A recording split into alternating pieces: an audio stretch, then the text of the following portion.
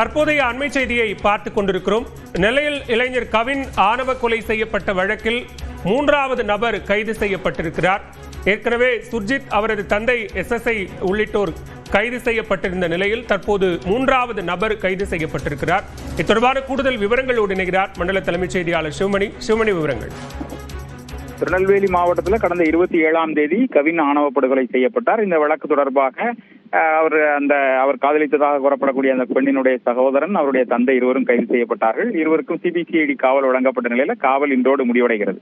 இந்த நிலையில மூன்றாவதாக 2 நாள் விசாரணையில கிடைத்த தகவலின் அடிப்படையில CBCID போலீசார் மூன்றாவதாக ஒரு நபரை கைது செய்திருக்கிறார்கள். அதாவது அந்த சுர்ஜித்தினுடைய சித்தி மகனான ஜெயபாலன் என்பவரை கைது செய்திருக்கிறார்கள். அவர் கொலைக்கு உடந்தையாக, இவருடன் சேர்ந்து கொலை செய்வதற்கு உடந்தையாக இருந்திருக்கிறார்.